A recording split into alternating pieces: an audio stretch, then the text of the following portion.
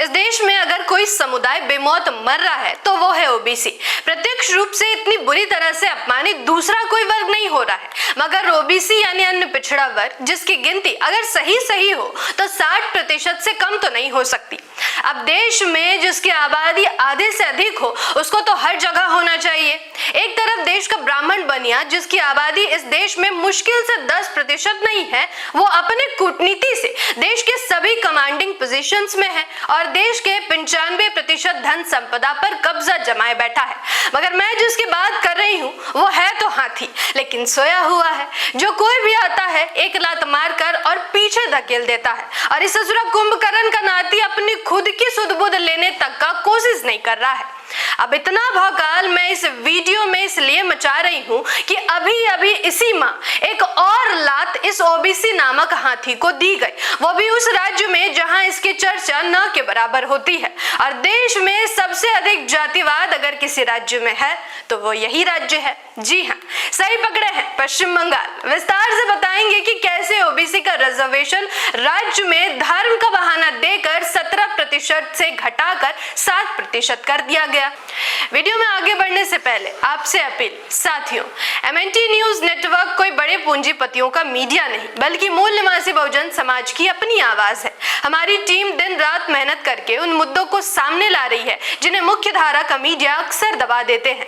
हम सामाजिक न्याय, शिक्षा, अधिकार, संविधान और मूल निवासी बहुजन महापुरुषों की विचारधारा को हर घर तक पहुंचाने का संघर्ष कर रहे हैं, लेकिन ये लड़ाई सिर्फ हमारी नहीं पूरे समाज की है। इसलिए हमें आपके साथ और सहयोग की जरूरत है। आपका एक शेयर, एक कमेंट और एक सब्सक्राइब बहुजन समाज की आवाज को और मजबूत बना सकता है। मैं आकृति और आप देख रहे हैं एमएनटी न्यूज नेटवर्क।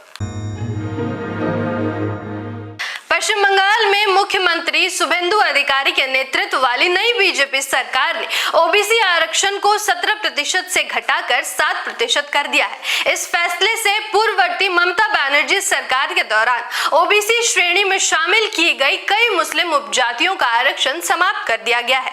ऐसा करते हुए मई 2024 में कोलकाता हाईकोर्ट द्वारा दिए गए उस आदेश का हवाला दिया गया है जिसमें 2010 से 2012 के बीच जोड़े गए 77 समुदायों के ओबीसी दर्जे को असंवैधानिक करार दिया है।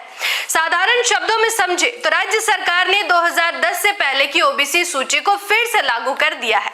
अब केवल 66 पिछड़ी जातियों को ही राज्य में 7 आरक्षण का लाभ मिलेगा।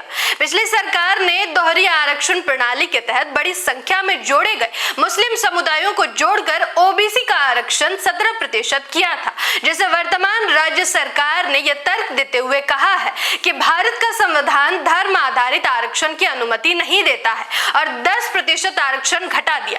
अब इस फैसले की राजनीति को समझते हैं।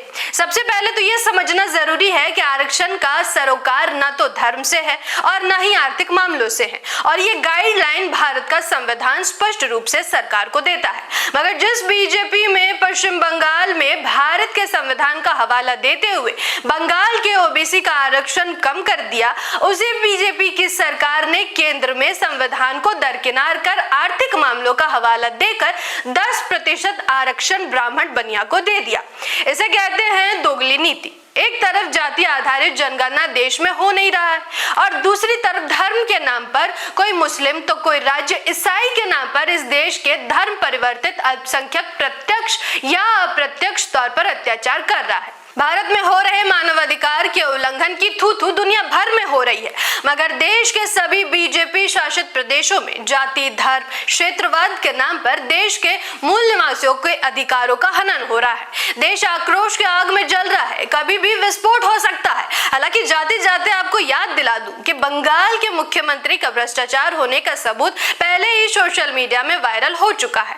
घोर जातिवादी पार्टी बीजेपी अगर ओबीसी के अधिकारों का हनन कर रही है तो ये कोई बड़ी बात नहीं है। इतिहास में ऐसी सैकड़ों घटनाएं गवाह दे रही हैं कि ये बीजेपी और कांग्रेस दोनों एक ही सिक्के की दो पहलू हैं।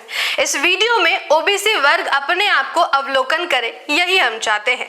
इस वीडियो को शेयर कीजिए और अपनी राय नीचे कमेंट जरूर करें। धन्यवाद। जय संविधान, जय लोकतंत्र, जय भीम, जय मूल निवासी। एमएनटी न्यूज नेटवर्क को सब्सक्राइब करें, लाइक और फॉलो करना ना भूलें।